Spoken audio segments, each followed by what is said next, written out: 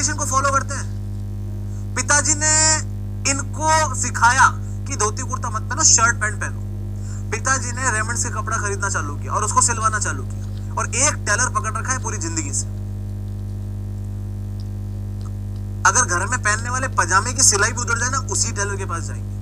और हमको भी वही सिखाया, लेकिन हम जैसे बड़े होने वाले क्या पैंट शर्ट और क्या ये सब 3-3 साल वाली पैंट, थोड़ा सा लुक्स मैटर्स। तो अभी हम लोग महिंद्रा से कपड़े खरीदने लगे, अच्छे टी शर्ट्स, अच्छी जीन्स, थोड़ा बेटर। अब जो नई जनरेशन आई है वो सोचती है कपड़ा पहनना भी है क्या? Is it really necessary bro? Be cool. वो अलग दुनिया में जी रहे हैं। वो कपड़े पहनने के तौर पे आप बता सकते हो कि कौन क्या चल रहा है। इतना जनरेशन गैप है। इनको अभी भी मोबाइल यूज करना नहीं आता। ये अभी भी अपने पास एक छोटी डायरी रखते हैं, उसमें नंबर देखते हैं 9 3 5 1, लग गया फोन, हरा बटन, फिर लाल बटन। और ये इनको अभी आपने गलती से बर्थडे पे मोबाइल गिफ्ट कर दिया। अभी तक आप लोगों को परेशान करते थे कि क्या दिन भर व्हाट्सएप चलाते रहते हो, क्या ये दिन भर इधर उधर से बातें करते रहते हो, क्या दिन भर यूट्यूब देखते रहते हो। और अभी ये एंड्रॉइड चलाना सीख गए। रात को 11:30 बजे फोन करेंगे, अरे वो मैं कह रहा था वो मेरा रिचार्ज खत्म हो गया आज का, वो बोल रहे हैं कि 100% ओवर हो गया जियो वाला, देख ले यार कुछ वो 400-500 MB कुछ हो जाए तो। आप 11:30 बजे कर क्या रहे हो? आपको क्यों चाहिए 400 MB एक्स्ट्रा? कुछ नहीं बेटा, तुम दोनों भाई सेटल हो गए, बाहर रहते हो, अपने अपने परिवार में रहते हो, बाहर रहते हो, तो ठीक है हम दोनों का भी। अच्छा ठीक, इट्स ओके, सारा मत बताओ, कराओ रिचार्ज। क्या आप दिन भर देख क्या रहे थे? वो बेटे के भजन देखते हैं, वो यूट्यूब पे आते हैं। वो किसके भजन देखते हो? वो जया किशोरी आती है ना, जया किशोरी, उसके भजन। जया किशोरी को देखते हो? फिर तो उसके भजन तो नहीं देखते। अच्छा, हो सकता है। और हम लोग मोबाइल अभी हमारे लिए क्या हो गया, ये मजबूरी, एनी टाइम चाहिए भी, और हम नफरत भी करते हैं। दोनों बात है। वी हेट इट ऑल्सो, नहीं चाहिए लेकिन चाहिए भी, सारा कंटेंट इसी में। और ये जो कल चिलगो जाओ जो कल हुआ है, ये जो कल परसों हुआ है आइटम घर में, इसको अभी जिंदगी में दुनिया में आए हुए 5 महीने भी नहीं हुए हैं। ये क्या करता है पता है आपको? ये क्या करता है, ये आपका ऐसा मोबाइल हाथ में देगा, टक ऐसे करके लॉक खोल देगा। उसको पता है एक रेड कलर का बटन आता है कहीं पे, उसको दबाएगा और फिर एक ग्रे कलर का हाथी जैसा कुछ बना आता है, उसको प्ले कर देगा, हाथी राजा पोएम आएगी, खाना खा लेगा। अब सोचो कितना जनरेशन गैप है। तो जैसे एक जनरेशन बढ़ेगी, आप गैप पता कर सकते हो, आप डिफरेंस पता कर सकते हो। और यही जनरेशन गैप आने से यहाँ पे ये व्हाइट कलर का एक गैप दिखता हुआ लेयर बन जाता है। उसको हम बोलते हैं क्या? Annual ring. इसका मतलब जितनी ज्यादा एनुअल रिंग ये क्या दिखाएगी, उतनी ही फैमिली पुरानी है, सिग्निफाइज एज ऑफ ट्री। ये दिखाता है क्या? Age of tree. सब बोलते घर में लड़के होने चाहिए, बेटा ही होना चाहिए, भगवान करे तुम्हें बेटा हो। बेटी होती तो सांत्वना देके जाते, कोई बात नहीं, इट्स ओके। क्यों भाई? क्यों? दिक्कत क्या है? दिक्कत मतलब ऐसा कोई, मैंने बोला पहले ही, डिस्क्लेमर पहले दिया, कोई अपने पे नहीं लेगा, इन जनरल बोल रहा हूं मैं। जबरदस्ती बोलता है कोई बात नहीं, घर में लक्ष्मी हुई। अरे कुछ भी हुई है, मेरी है। और यू विल नॉट बिलीव, होना ही चाहिए। There must be a girl child in our family, होना ही चाहिए। तमीज आती है यार, घर में बात करने की तमीज सीखते हो आप।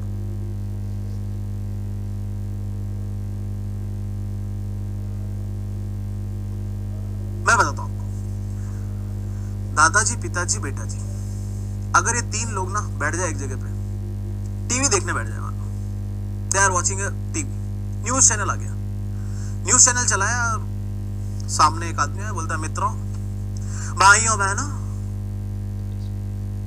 तभी पिताजी बोलते अरे भाई साहब, हीरो, मेरा हीरो है ये। पिताजी बोलेंगे यार ये आदमी, ऐसा आदमी देखा ही नहीं, मतलब मतलब क्या बताएं यार। Never ever a PM can become like this. गजब, मतलब क्या नहीं बनवा दिया इन्होंने, मतलब पूरा भयंकर, पूरे विदेश में डंका बज रहा है। तभी आप बोल दोगे अच्छा ईएस में वैकेंसी तो नहीं आ रही, वो 15 लाख भी नहीं है, क्या करेंगे मंदिर का, नौकरी तो है ही नहीं, वो मणिपुर में भी नहीं गए, ये भी वो अमेरिका बस घूमते रहते हैं। अरे नहीं नहीं यार, तू नहीं समझता यार, घूमते क्या रहते, पहले वालों को कभी इतना इनवाइट किया कि आज की तारीख में उठ के खड़े होते हैं लोग वो, लेकिन मणिपुर वाली हिंसा का क्या हुआ, वहां लोग जल रहे हैं। अरे वो सब तो लोकल लोगों का हाथ होता है, इसलिए वो सब उसको फंसाने के लिए कर रहे हैं। तभी दादा जाएंगे चुप रहो चुप रहो चुप रहो, प्रधानमंत्री थी तो इंदिरा गांधी थी, उससे बोल्ड आज तक कोई हुआ ही नहीं। तब आप दोनों शुरू हो जाएंगे, अरे नहीं आप भी बोलोगे नहीं नहीं उन्होंने इमरजेंसी लगा दी थी, क्या ये कोई तरीका थोड़ी, और लड़ने लग गए भैया, लड़ने लग गए। ये 3 आदमी की जो कौम होती है ना, बड़ी लीचड़ कौम होती है, बता रहा हूं मैं आपको। अपन अपने ईगो की वजह से आज तक बर्बाद हुए। अगर मैं अभी क्लास में किसी एक लड़का को बोल दूं ना, निकल यहां से क्लास से, मेरे को नहीं पसंद है, उसको ईगो पे बात आ जाएगी, वो अगली क्लास में भी नहीं आएगा, ऑनलाइन में भी नहीं आएगा, जबकि मैं देख भी नहीं पा रहा हूं। ईगो पे लग जाती है यार बात, इतना ईगो मतलब भयंकर, उसी वजह से हम बर्बाद हो रहे। फिर हर चैनल चेंज करो, चैनल चेंज किया, फिर एक आदमी आया उस चैनल में, उसने सेंचुरी मारी और ऐसे ऐसे ऐसे ये सब कर रहा है। आप बोलोगे क्या यार, क्या प्लेयर है, व्हाट अ प्लेयर, कोहली मतलब एक लेवल प्लेयर यार, 100 सेंचुरी तो ऐसे बना देगा, ऐसे। आप बोले क्या, तारीफों के पुल बांध दिया आपने। पिताजी बोलेंगे तुझे पता है इसने बैट पकड़ना कहां से सीखा, सचिन से। तुझे पता है इसने कवर ड्राइव मारना कहां सीखा, सचिन से। तुझे पता है शतक मारना सोचा भी कैसे, सचिन की वजह। तुझे पता है रिकॉर्ड किसका तोड़ने जा रहा है, सचिन का। सचिन सबका बाप है। दादाजी बोले किड्स, बच्चे, बेटा सबने सुनील गावस्कर से सीखा है। तुमने गावस्कर को देखा है कभी, कभी देखे? 8-8 फुट के बॉलर खेलता था वो, बिना हेलमेट के, कटली अमरोज, यहां से बॉलें जाती थी। कोहली किसको खेल रहा है, T20 मैच में शतक मार रहा है, ना बॉल का ठिकाना ना कोई बात, कोई लाइन लेंथ नहीं बॉलर्स की, हर बात में तो बैटिंग वालों को वो मिलता है। फिर लड़ लिया आप, और अभी भी तो लड़के बंदो फिर लड़ ली, क्या ना ईगो। आप उठ के चले गए मुझे खाना नहीं खाना, आपने कोहली कैसे बोल दिया। पिताजी उठ के चले गए, मोदी जी कैसे खराब कह दिया। इन्हीं सब झगड़ों से बचने के लिए भगवान ने एक आइटम आपके घर में दिया है जिसका नाम है माँ। वो एक औरत आएगी आपके पास और बोलेगी यार तीनों मत लड़ो, मैं चाय बना के लाती हूँ, चाय पीते और मस्त मजे करते। उस एक माँ ने या आपकी बहन ने या आपकी बेटी ने आके आप तीनों को चुप करा दिया,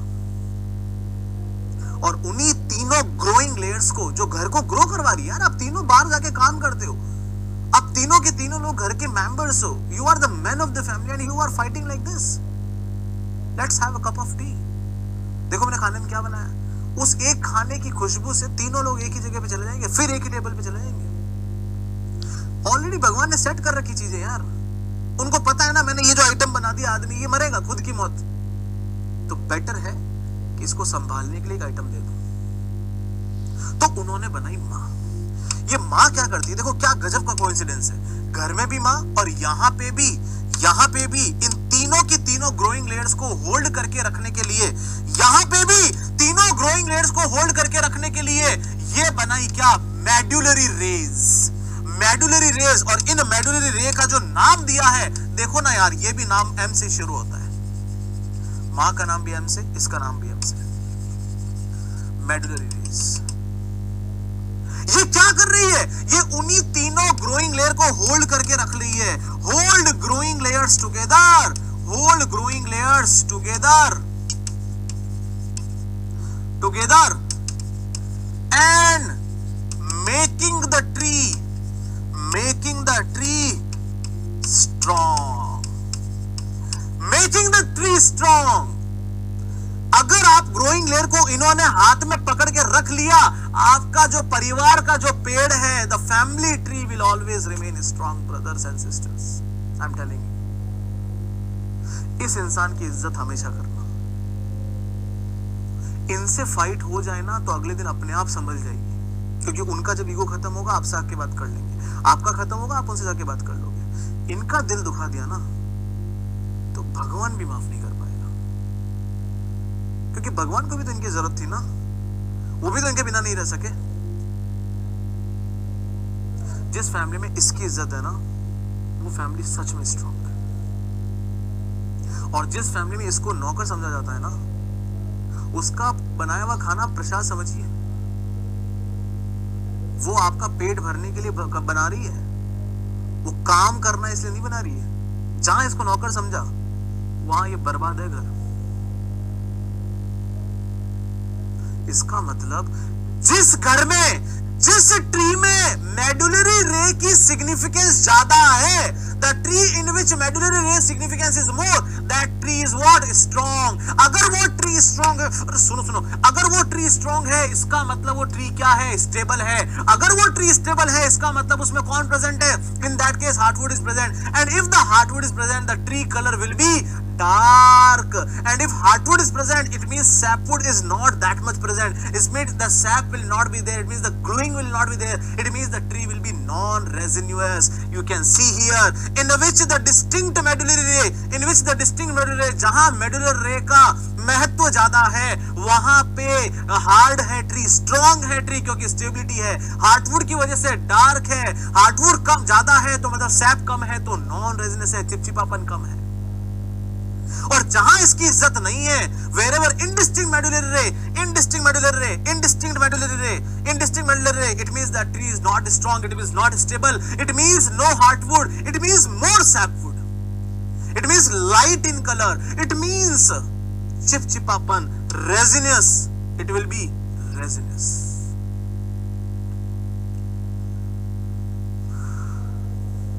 Is that everything is clear or not? Tell me.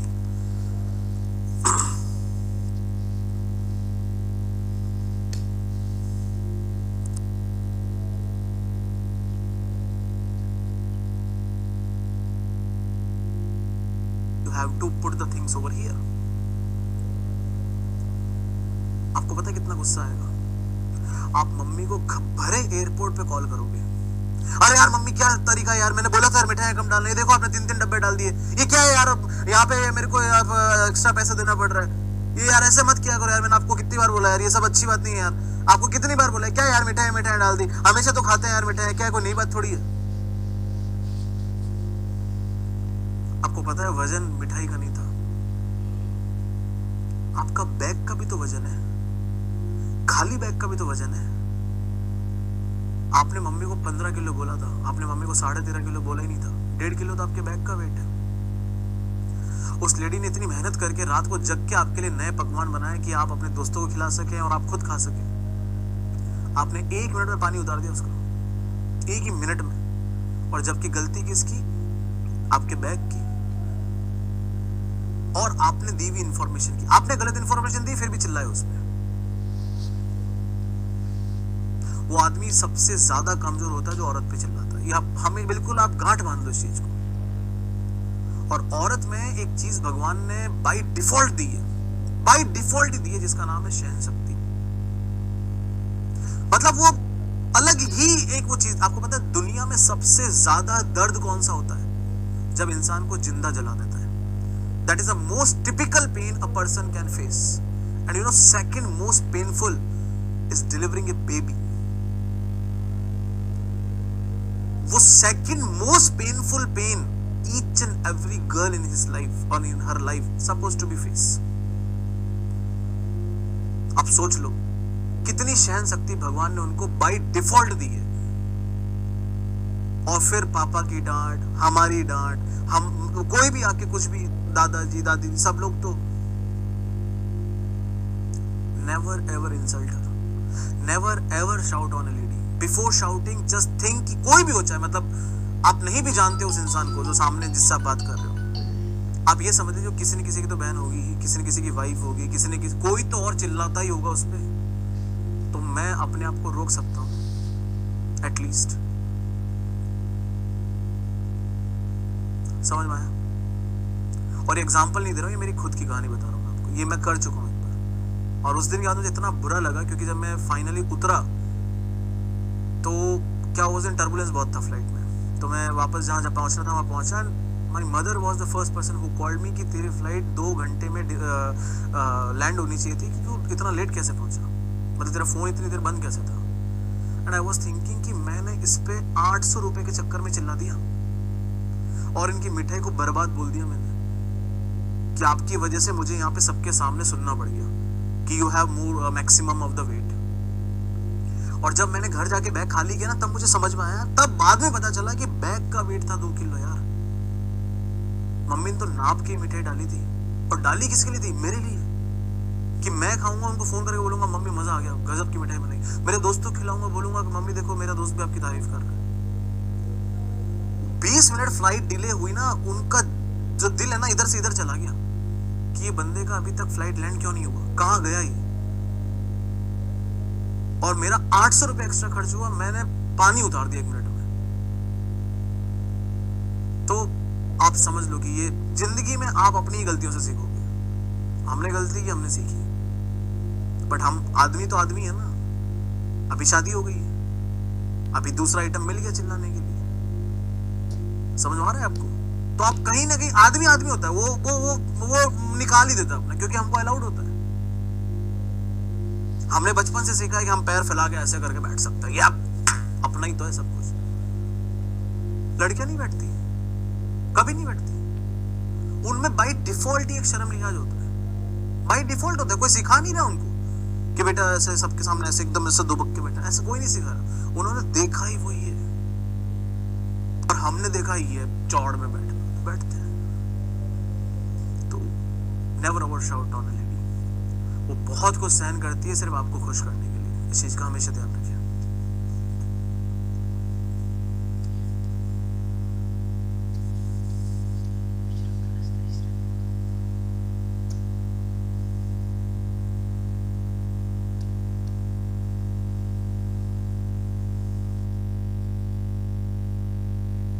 चलो, अपने पोर्शन की बात नहीं थी, मतलब अपने चैप्टर से तो कोई रिलेटेड था नहीं। ठीक है, देखो यार, क्या बताएं, मतलब सब कुछ आप अपने ही लाइफ से सीखोगे, सब कुछ आप अपनी लाइफ से। सोचो ना यार, वो ये जो लेडी आपके घर में रहती है, ये पिछले 25 साल से सुबह 5 बजे उठ रही है। पिछले 25 साल से सुबह 5 बजे उठ रही है, पता नहीं क्यों, सिर्फ ताकि आपकी 8 बजे क्लास, उससे पहले आपके लिए नाश्ता बना सके, पापा को 9 बजे ऑफिस जाना, उनका खाना बना सके। खुद का क्या, सुबह से आधा कप चाय भी नहीं पिया। आपके उठने से पहले आपको बाथरूम साफ मिलना चाहिए, आपके कपड़े आपके टेबल पे मिलने चाहिए। और हम कितना कितना फ्रीक्वेंटली ऑर्डर कर देते हैं, मम्मी मेरा रुमाल नहीं मिल रहा। अरे मम्मी क्या रुमाल नहीं मिल रहा यार, सारा तो तुम ही संभालते हो, तुम्हारा रुमाल तुम संभालो। मम्मी मेरा पर्स नहीं मिल रहा, रुमाल नहीं मिल रहा, मम्मी ये नहीं मिल रहा, मम्मी ये नहीं मिल रहा। इनफैक्ट पापा से भी कोई अगर कोई बात करनी होती है, आपको सबसे पहले इन्हीं से जाके मिलते हो, मम्मी कहाँ है।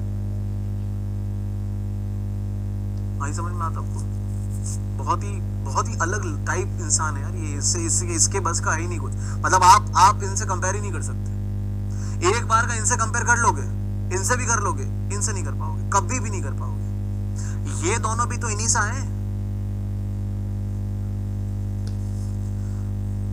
ठीक है, मैं फिर से बोल रहा हूं, जितनी भी बातें बोली गई है, कोई भी इंसान अपने पे नहीं लेगा किसी भी चीज को कि सर आपने ऐसा कैसे बोल दिया।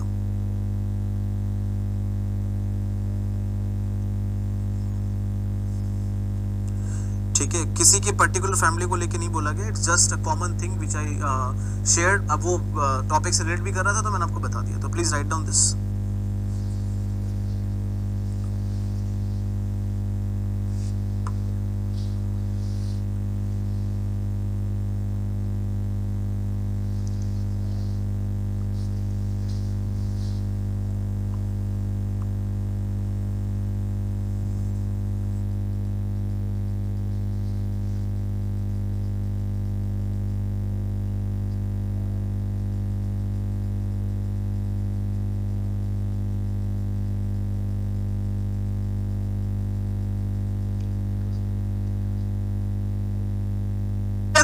समझाना शुरू करता, if I start explaining from here, तो आप कैम्बेम्बलेरी बोलते। चलो अब बात करते हैं हम लोग किसकी बात कर लें, प्रोसेसिंग ऑफ टिम्बर। कल देखो शुरुआत के 1 से 1.5 घंटे में टिम्बर खत्म हो जाना चाहिए प्रोबेबली, ठीक है। उसके बाद हम 1 घंटे में पेंट पढ़ लेंगे थोड़ा बहुत, and then we will finish the service probably tomorrow. अगर नहीं हो पाए तो परसों ले लेंगे, कोई बात नहीं। प्रोसेसिंग ऑफ टिम्बर या processing of would. Processing of would, क्या क्या प्रोसेस होता है वुड में, लकड़ी का प्रोसेसिंग क्या होता है, आप वुड से टिम्बर कैसे बनाते हो, how you make the timber from the wood.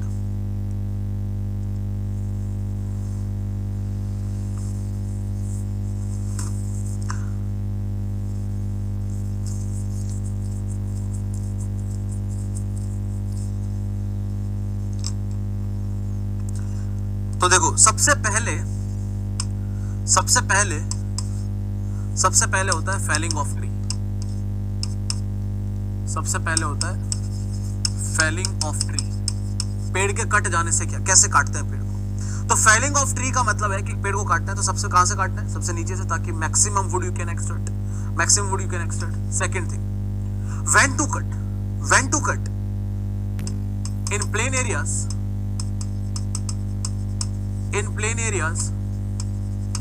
mid summer and in hilly areas mid winter should be avoided क्योंकि सैप एक्टिव होता है इस समय, because sap is active during this season. In season के दौरान आपका सैप एक्टिव होता है, इसलिए हमें अवॉइड करना चाहिए। That's why we have to avoid, क्योंकि सैप एक्टिव होगा, maximum resin part you will get, that is what not required. Moreover बहुत ज्यादा mature, over mature, under mature दोनों ही खराब है। Both are not useful. Over mature, under mature क्यों नहीं यूजफुल है? ओवर मैच्योर, अंडर मैच्योर सुनना ध्यान से, क्योंकि ओवर मैच्योर हुआ तो पित्त होगा उसमें, पित्त किसी काम का नहीं, और अंडर मैच्योर हुआ तो सैप ही सैप होगा, तो कोई काम का नहीं। हमको चाहिए स्टेबल ट्री जिसमें स्ट्रांगनेस हो, मतलब कि हार्डवुड तक का रेंज चाहिए। तो over mature and under mature both should avoid it, ठीक है। ओवर मैच्योर क्यों अवॉइड किया जाता है? Because of excess of pith, क्योंकि इसमें एक्सेस ऑफ पिथ है। और अंडर मैच्योर क्यों किया जाता है? क्योंकि इसमें एक्सेस ऑफ सैप, इसलिए।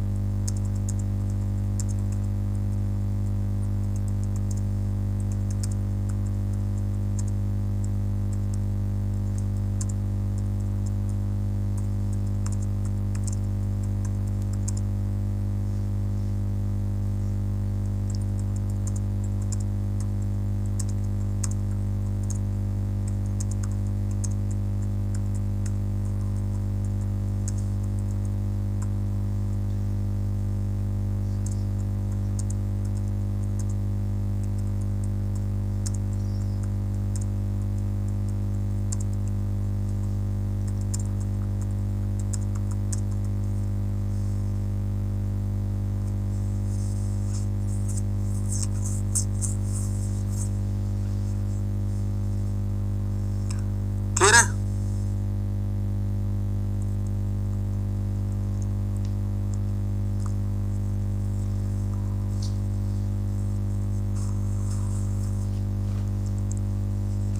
चलो फिर आगे बढ़ते हैं।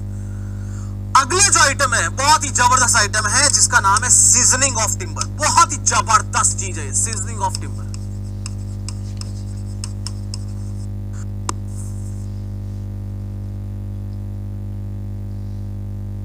सैप, क्योंकि इसमें एक्सेस ऑफ सैप, इसलिए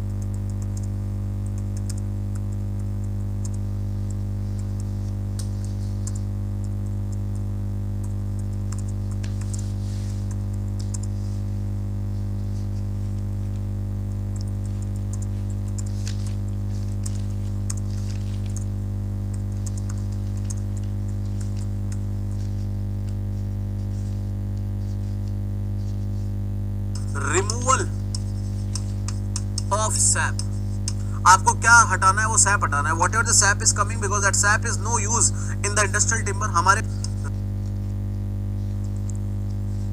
चलो फिर आगे बढ़ते हैं। अगला जो आइटम है बहुत ही जबरदस्त आइटम है जिसका नाम है सीजनिंग ऑफ टिम्बर। बहुत ही जबरदस्त चीज है seasoning of timber. Seasoning of timber, seasoning of timber है कि रिमूवल ऑफ सैप। इसका मतलब ही होता है क्या?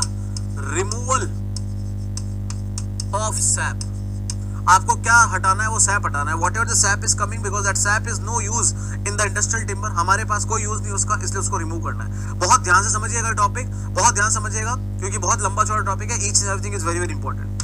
व्हाट हैपेंस इज, होता क्या है कि ये जो टिम्बर की सेल होती है, टिम्बर की जो सेल है, मतलब कि कोशिका, टिम्बर की जो सेल है कोशिका, both of them are filled with moisture। दोनों में मॉइस्चर होता है, सैप का मॉइस्चर होता है। ये भी मॉइस्चर है और इधर भी मॉइस्चर है, इधर भी मॉइस्चर है। इसको बोलते हैं हम सेल कैविटी। इसमें जो मॉइस्चर है वो फ्री मॉइस्चर है। इसमें जो मॉइस्चर है वो क्या है? फ्री मॉइस्चर है। और इसको बोलते हैं हम लोग cell wall. This red colour portion is known as what? Cell wall. Cell wall है। इसमें जो मॉइस्चर है वो बाउंड मॉइस्चर है, बाउंड मॉइस्चर है। Why that is free moisture and bound moisture? Because once you apply any seasoning process, जैसे ही आप कोई सीजनिंग प्रोसेस अप्लाई करोगे या whatever the evaporation technique you will apply, this moisture, green colour moisture will evaporate the first. अब एक मैं condition बनाता हूं। Now one more condition I am making for you. मैंने ये कंडीशन बना दी। अब ये वो कंडीशन है, ये वो कंडीशन है, ध्यान से सुनना, ये वो कंडीशन है जब सारा का सारा पानी इवोपरेट हो गया। किसमें से? Entire water evaporated, entire water, sorry water नहीं, मॉइस्चर लिखूंगा मैं क्योंकि सैप के बारे में बात चल रही है। Entire moisture evaporated, entire moisture evaporated from cell wall, from cell cavity, known as fiber saturation point, known as fiber saturation point। अब देखो इन दोनों, इसको बोलने के दो तरीके हैं। What is fiber saturation point? A point during the seasoning will come in between। एक ऐसा समय आएगा सीजनिंग में जब ये ग्रीन कलर वाला सारा पानी उड़ गया, ओनली ये रेड सेल वॉल वाला पानी रह गया। इसको बोलेंगे हम क्या? Fiber saturation point। It means what I can say, the time at which entire moisture from cell cavity will evaporate, or I can say the time in which only cell wall remains saturated, only cell wall remains saturated, only cell wall remains saturated। उसको बोलेंगे हम क्या? Fiber saturation point। Now the question arises, up to what value we should do the seasoning? Actually जो natural moisture content होता है, whatever the natural timber we are having, in natural timber approximately, or I can say removal of sap, which is, ऐसा लिख देते हैं, ऐसे इधर नहीं लिखते, अगला लिख देते हैं, पॉइंट बना के लिख देते हैं। इन नेचुरल टिम्बर या natural would contains approximately 50% of SAP. ध्यान से सुना, देखो, कंटेन्स अप्रोक्सीमेटली 50% ऑफ सैप। अब हमको इसको डिक्रीज करना है, लेकिन कहां तक? Which is to be decreased, which is to be decreased up to ESP, up to EMC, sorry ESP नहीं, EMC, अप टू EMC। क्या है EMC? EMC का मतलब है equilibrium moisture content, equilibrium moisture content. हमें EMC तक उसको drop कराना है। अब बात करते हैं EMC क्या है। ध्यान सुनना, देखो ध्यान सुनना, मैं पॉइंट बाय पॉइंट बना के लिख भी रहा हूं, ध्यान सुनना। जो टिम्बर है वो एक हाइग्रोस्कोपिक मटेरियल है, पूरा कहानी सुनना, देखो वो एक हाइग्रोस्कोपिक मटेरियल है। हाइग्रोस्कोपिक मटेरियल का मतलब क्या होता है? जो एब्जॉर्ब करता है मॉइस्चर, एब्जॉर्ब और एब्जॉर्ब, या तो एब्जॉर्ब कर जाएगा या कर जाएगा क्या, evaporate, evaporate moisture, evaporate moisture as per RH and T surrounding, as per RH and T surrounding, मतलब कि जो रिलेटिव ह्यूमिडिटी और टेम्परेचर है आसपास उसके हिसाब से। जैसे कि बारिश के दिनों में during the rainy season you will feel that our timber is getting swelled, timber फूल जाती है, और गर्मी के दिनों में वही टिम्बर वापस नॉर्मल हो जाती है, क्योंकि खुद ही उसने मॉइस्चर को गेन किया, खुद ही उसने मॉइस्चर को लीव किया। It means it will swell और श्रिंक बाय इट्स ओन, ये इसकी प्रॉपर्टी है। तो अब होता क्या है, होता क्या है कि इक्विलिब्रियम मॉइस्चर कंटेंट जो है ना, इट इज गिवन बाय, ये इक्विलिब्रियम मॉइस्चर कंटेंट जो है it is given by forest department, given by forest department, forest department by 50 years data, पिछले 50 साल के डेटा के हिसाब से दिया जाता है। Depends on RH and T of area, RH and T, मतलब कि एक आपका इक्विलिब्रियम मॉइस्चर कंटेंट डिसाइड है। अब मैं एग्जांपल ले रहा हूं, लेटर से दिल्ली, दिल्ली का लेटर से EMC डिसाइड है मान लीजिए 15%, कि आपके पास कितना भी मॉइस्चर हो आप उसको 15% पे ले आइए। क्यों? बिकॉज दिल्ली का टेम्परेचर एंड रिलेटिव ह्यूमिडिटी है लेटर से 70% एंड टेम्परेचर है लेटर से 30 degree Celsius. It means Delhi will see this environment maximum time as per the data of 50 years. It means timber will neither swell nor shrink. इसलिए ये वो moisture content हो गया, ये वो मॉइस्चर कंटेंट हो गया at which timber neither swell nor shrink, ना ही श्रिंक होगा ना ही स्वेल होगा। क्यों? क्योंकि इस 15% को यही माहौल चाहिए। और I can say at this ambience this 15% is only suitable. अब दिक्कत क्या होती है, what is the problem? We bring this particular timber to Rajasthan और टू आसाम। अब ये टिम्बर को आप लेके चले गए कहां पे? आसाम में। This timber you brought in Assam. In Assam, the relative humidity is, let us say, 90% and temperature is 15 degree Celsius. Temperature is 15 degree Celsius. अब इसी टिम्बर को दिखाई दिया क्या? Extra moisture, it will give. ये 15% किसके लिए बना था? इस माहौल के लिए। माहौल क्या हो? बदल गया। Once you change the ambience, it will also absorb that. और टिम्बर will swell. टिम्बर फूल गई। यही चीज अगर आप राजस्थान में लेके, या ऐसा कह दो, अब सुनना, मान लो आसाम में आपने सीजनिंग किया, you have done the seasoning in Assam at the temperature of 15 degree Celsius and humidity of 90 degree Celsius, and the data says that your EMC must be 20%, कि आपको इसको ड्रॉप करके कहां लाना है? 20% तक लाना है। तो you have to do the seasoning only to achieve the 20% of moisture content. That's it, आपने कर लिया। अब मैं ये चीज लेके जाता हूं राजस्थान, अब मैं ये लकड़ी लेके जा रहा हूं कहां पे? राजस्थान में रिलेटिव ह्यूमिडिटी है 40% और टेम्परेचर है 40 डिग्री सेल्सियस। अब सोचो 20% पानी इसके पास है, सूखा पड़ा है यहाँ पे, हाथों हाथ पानी क्या कर जाएगा? श्रिंक कर जाएगा। whatever the moisture is there that will shrink, और आपकी लकड़ी 10 दिन में चू चू चू चू आवाज करने लग जाएगी, बिकॉज श्रिंक हो गया, ऑल द कनेक्शन लॉस्ट। सारा कनेक्शन क्या करेगा? लॉस करेगा।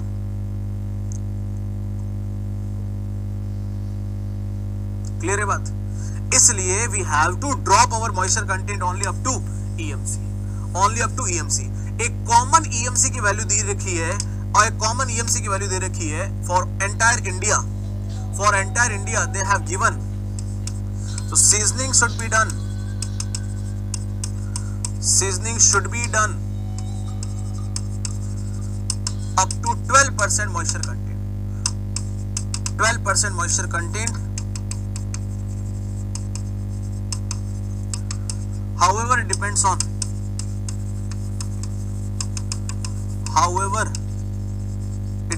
on, RH and T.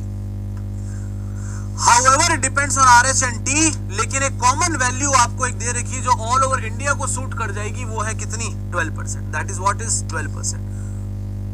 वो दे रखी कितनी? 12%. क्या आप कुछ मत सोचो, 12% तक भी ले आओगे तो ठीक है. अब देखो कैसे कैसे जोन बना रखे हमने, उसी के बेस पे जोन बना रखे. Zone number 1, zone number 2, zone 3 and zone 4. Relative humidity and EMC. Zone number 1 उसको बना रखा है जहां पे रिलेटिव ह्यूमिडिटी क्या हो? 40% से या उससे कम हो. ये 40 से लेके 50%, ये 50 से लेके 67% और ये मोर देन 67% है. मोर देन 67% है.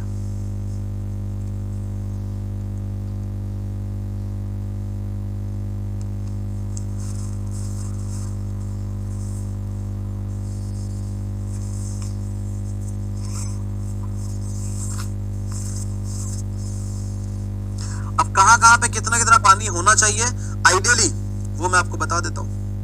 8 to 12, 10 to 8 to 12, 10 to 12, 10 to 17 and 12 to 20. 12 to 20%.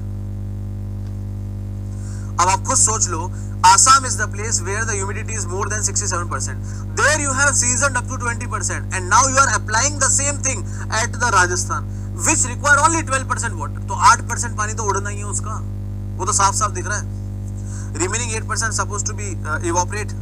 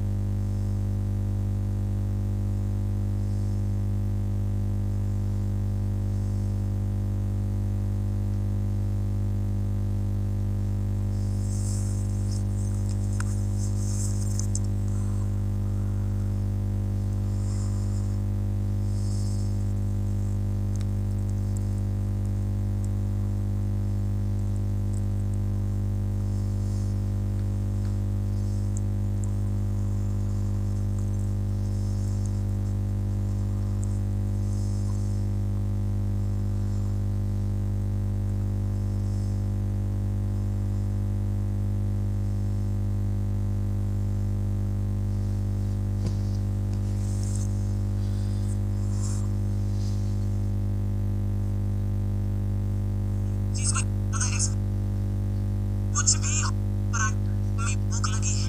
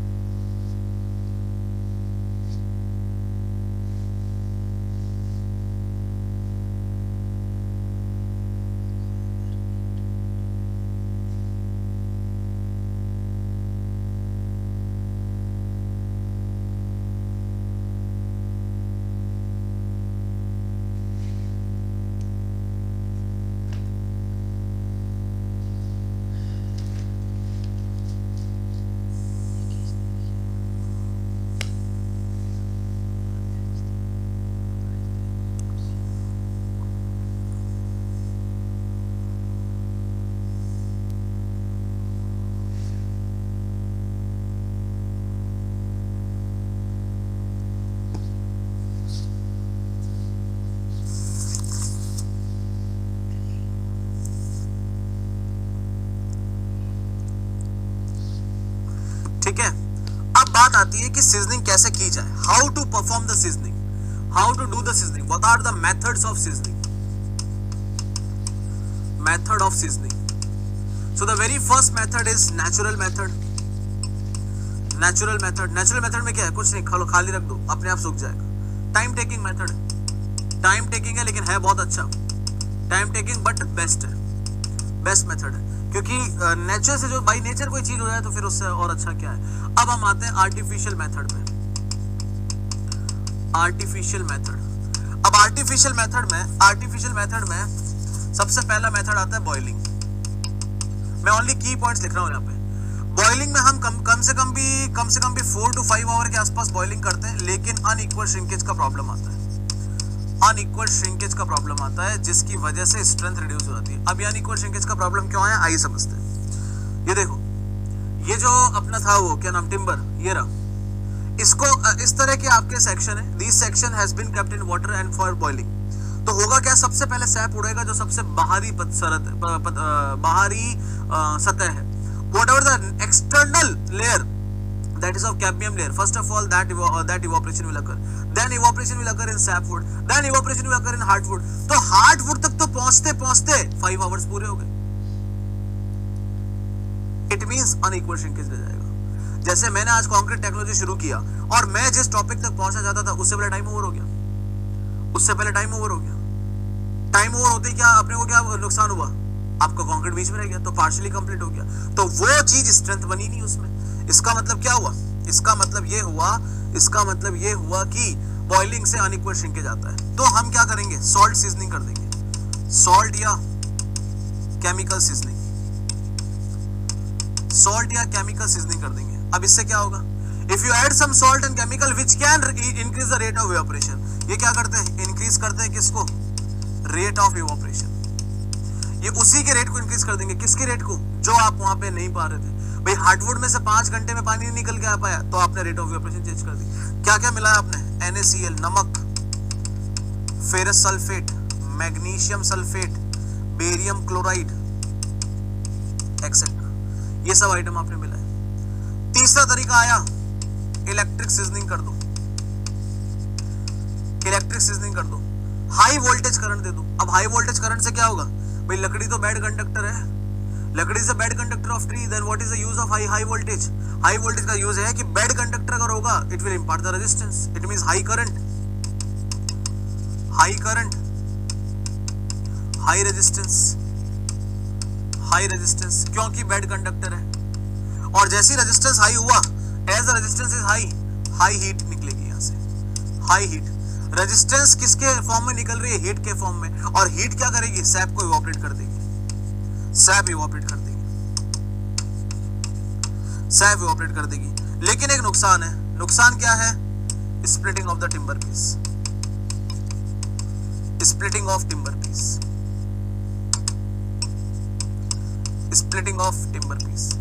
कैसे स्प्लिटिंग, क्योंकि करंट से जब ये सारी चीजें इक्वली इवोपरेट नहीं हो पाएगी, इधर उधर बिखर जाएगा, तो पीस टूट जाएंगे। इतने हैवी करंट के बाद में पीसेस टूट जाएंगे। अब अगर एक कोई रेगुलर फॉर्म में टूट रहे होते तो हम बता देते कि इतने इतने साइज के मिलेंगे, but they are not getting break in the regular form, से इरेगुलर स्प्लिटिंग हो रही है। ये सबसे क्विक लेकिन fast method, quick but expensive method है। क्विक तो है लेकिन काफी महंगा है। अब हमने किया एक आइटम निकाला सस्ता सुंदर टिकाऊ, water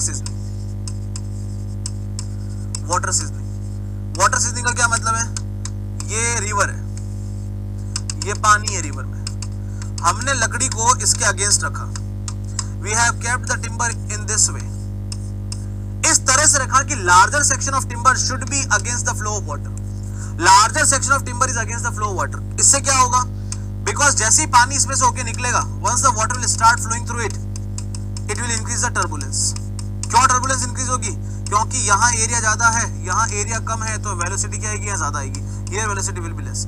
So once the area or once the turbulence will increase, evaporation of sap will be very good. High turbulence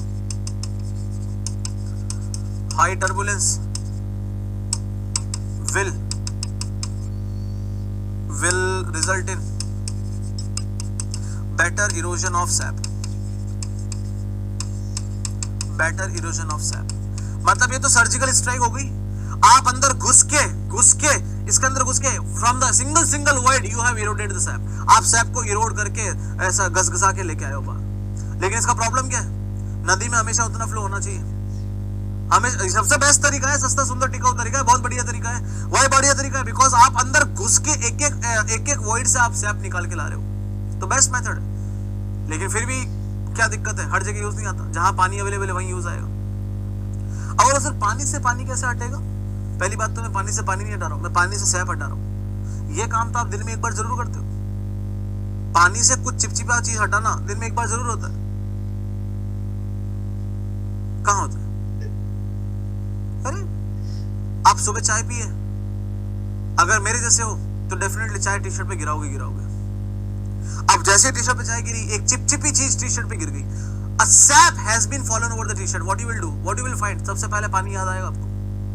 और पानी को क्या करोगे, लेके थोड़ा सा जितना जोर से हो सकता है ऐसे ऐसे हटाओगे।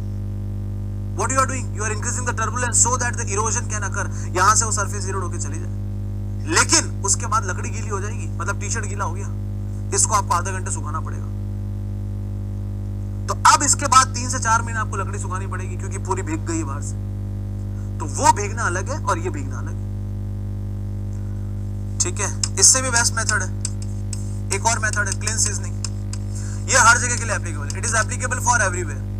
भट्टी में डाल दो, क्या करेंगे सबसे पहले, first of all 100% saturated air will be applied, 100% saturated air will be applied at the temperature of 35 degrees Celsius to 38 degrees Celsius. Uniform heat application। और रिजल्ट किस में करेगा यूनिफॉर्म हीट एप्लीकेशन? फिर रिजल्ट क्या आएगा इसका, फिर आगे क्या नाउ,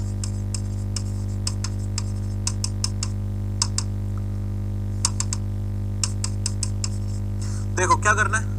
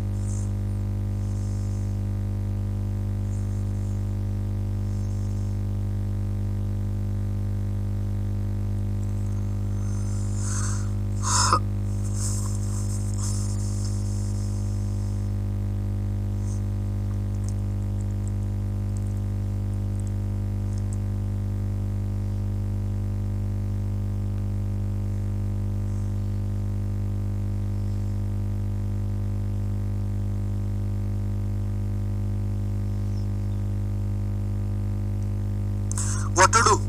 First of all,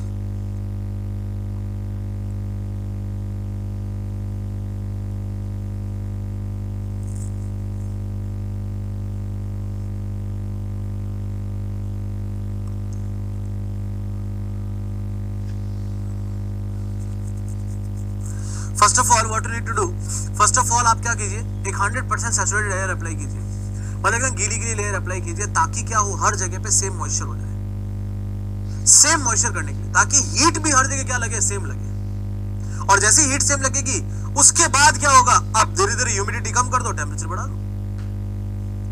ये भी आप दिन में हर बार काम करते हो, सुबह उठे, कपड़े धोए, कपड़े को निचोड़ दिया, why you are twisting that cloth, so that the excess moisture can be removed, only similar moisture should be there in entire of the piece of the timber, सब जगह पे सेम मॉइस्चर होना चाहिए, ठीक है, कर दिया। अब आपने सुखा दिया उसको, क्या आधे घंटे में सूख जाएगा क्या? नहीं सूखेगा। कब सूखेगा? जब धीरे धीरे मौसम में नमी कम होगी और टेम्परेचर बढ़ेगा, दोपहर तक सूख जाएगा। और यही चीज अगर आप बारिश में देखोगे, कपड़ा नहीं सूखता, हमेशा उसमें सीलन रहती है। क्यों? क्योंकि ये चीज नहीं हो पाती वहां पे, बस यही क्लीन सीजनिंग है। इसके अलावा एक और प्रोसेस आता है, मैकनीज प्रोसेस, इसके बारे में जानने की जरूरत नहीं है, ये भी सीजनिंग का ही एक प्रोसेस है, सीजनिंग का ही प्रोसेस है। अब सीजनिंग तो हो गई, बेनिफिट क्या मिला आपको? What are the benefit of seasoning? Benefit क्या हुआ? सबसे पहले तो टिम्बर की स्ट्रेंथ बढ़ी, दूसरा वर्केबिलिटी बढ़ी, तीसरा ड्यूरेबिलिटी बढ़ी, चौथा रेजिस्टेंस अगेंस्ट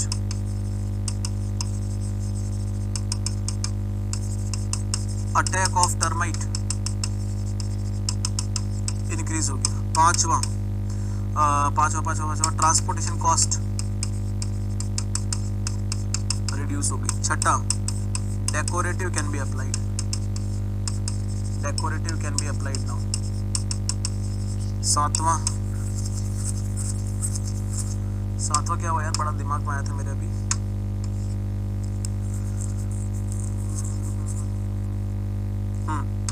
इजीली बर्नेबल।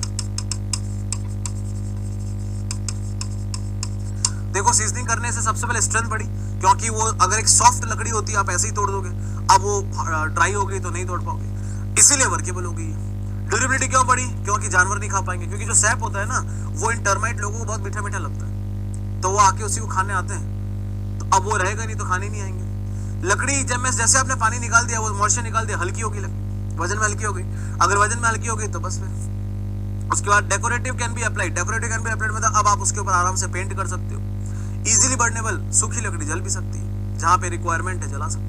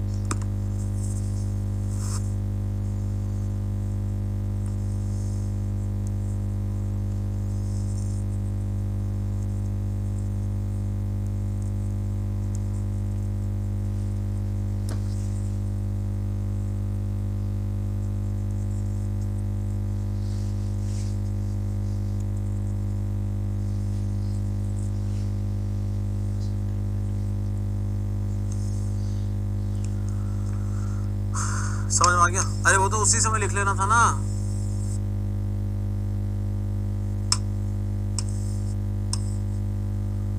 वो चीजें तो उसी समय लिख लेनी थी ना, मॉइस्चर कंटेंट वाली। तो उस समय मैं चुप भी हुआ था काफी देर के लिए।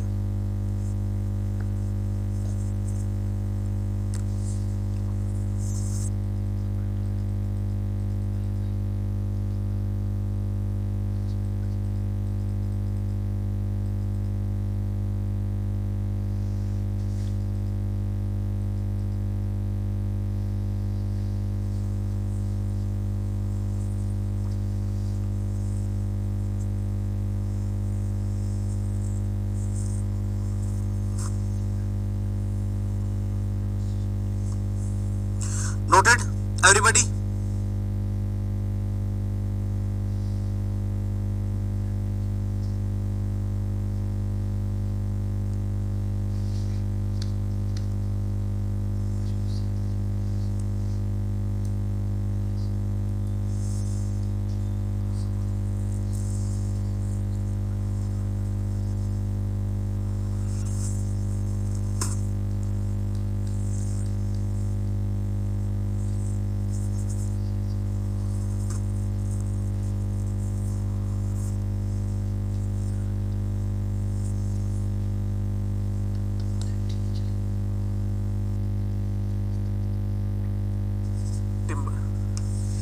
कन्वर्जन ऑफ टिम्बर कैसे काटे लकड़ी को? तो पहले तो लकड़ी बनाते हैं। First of all we will make this,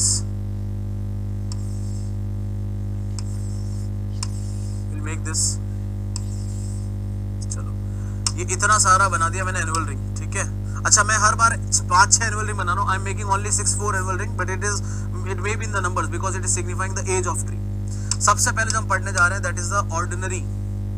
The very first which we are going to study is the ordinary showing.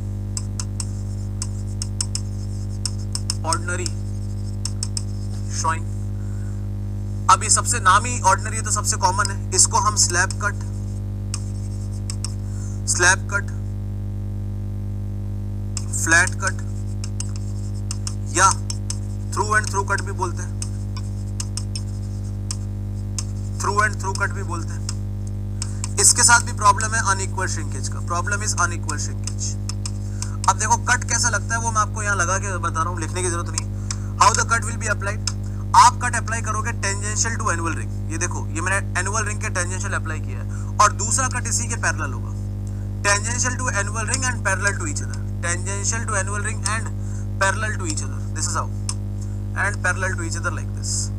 यहाँ पे भी बीच में एनुअल रिंग है, कहीं ना कहीं एनुअल रिंग तो है क्योंकि बहुत सारी एनुअल रिंग हमने सिर्फ 3-4 बनाई है. So this is the piece of the timber you will achieve from here, this is the piece of timber you will achieve from here. So tangential and parallel, ठीक है, this timber piece you will achieve from here. ये timber piece आपको यहाँ से मिलेगा. अब इस timber piece में अनइक्वल श्रिंकेज क्यों आता है? Why unequal shrinkage?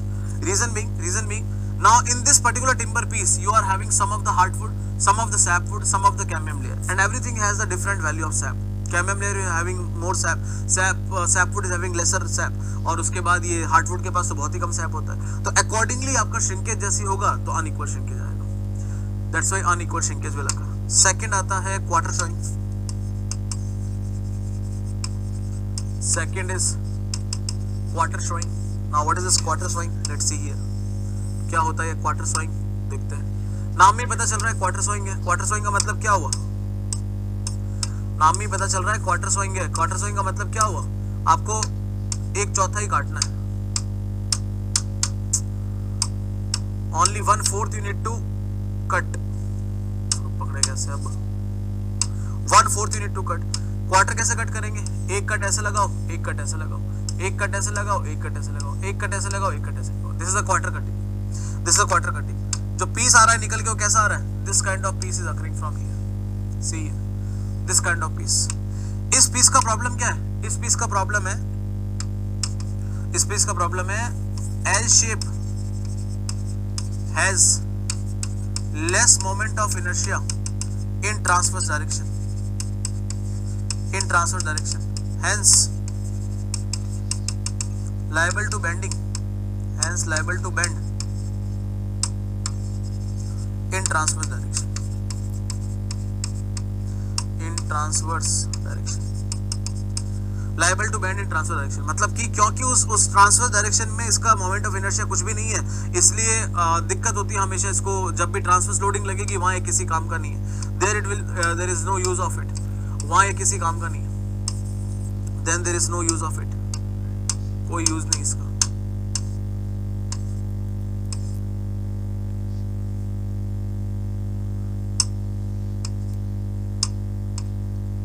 कोई यूज नहीं इसका.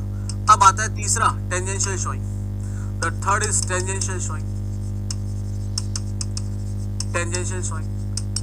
अब इसमें भी कट लगाने टेंजेंशियल टू एनुअल रिंग है. इसमें भी जो कट लगने हैं वो टेंजेंशियल टू एनुअल रिंग है. ध्यान से देखना, अभी कट जो लगेंगे वो टेंजेंशियल टू एनुअल रिंग लग रहे हैं, लेकिन इस बार पैरेलल नहीं, परपेंडिकुलर टू ईच अदर. जैसे एक कट मान लीजिए ऐसा लगा, दूसरा कट परपेंडिकुलर लगेगा इस तरह से, परपेंडिकुलर लगेगा इस तरह से. तीसरा फिर से ऐसा लगा, चौथा परपेंडिकुलर लगेगा ऐसे. फिर मान लो आपने एक इधर लगाया ऐसे, तो परपेंडिकुलर इस तरह से. ये परपेंडिकुलर कटिंग हुई है. तो पीस कैसा मिला आपको? What kind of piece you are getting? This kind of piece you are getting. This is the piece you are getting. This kind of piece you are getting. ये piece आपको मिल रहा है. This kind of piece you are getting. अब इन pieces के साथ problem क्या है? इन पीसेस के साथ प्रॉब्लम क्या है? इन पीसेस के साथ प्रॉब्लम यह है कि आपने मेडुलरी रे को बीच में से कट कर दिया. You have cut down the medullary रे. इसलिए सबसे वीक पीस होते हैं. वीकेस्ट ये होते हैं weakest due to absence of medullary रे.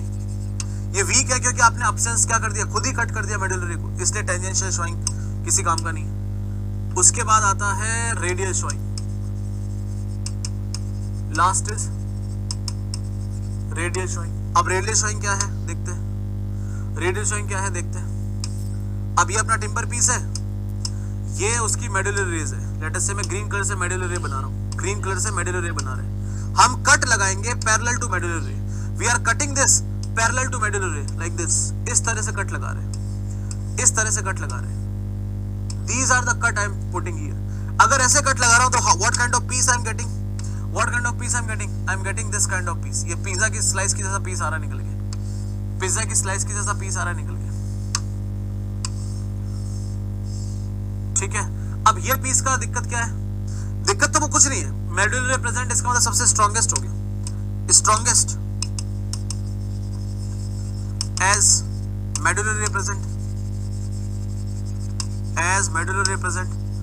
स्ट्रॉन्गेस्ट है क्योंकि मेडुलरी रिप्रेजेंट है, लेकिन दिक्कत क्या है? मोर वेस्टेज. वेस्ट क्यों होता है इसमें? क्योंकि जो पिज्जा की स्लाइस निकल के आ रही है इस तरह से, उसका आगे वाला पोर्शन इतना थिन है कि किसी काम का नहीं है, ये किसी काम का नहीं है। मतलब इतने बड़े पीस में 20% पीस तो यूजलेस है। तो इतने बड़े टिम्बर में से 20 ऐसे करके तो आपने कम से कम भी इन टोटल भी आपने 50 कम से कम भी 30% के आसपास टिम्बर खराब कर दिए, क्योंकि ये पीस किसी काम का नहीं, very thin piece it is. लेकिन अगर मैं स्ट्रॉन्गनेस के टर्म में देखूं,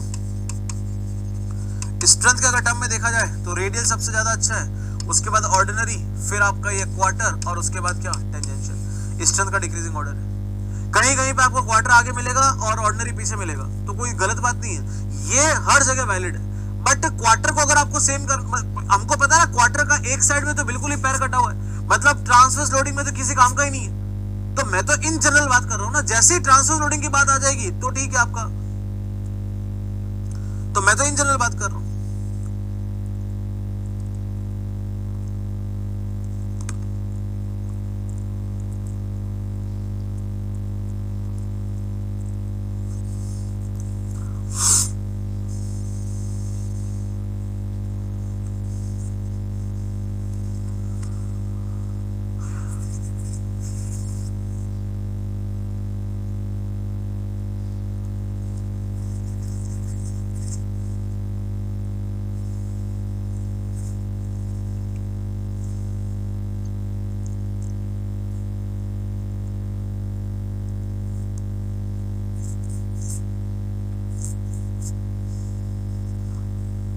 क्लियर है?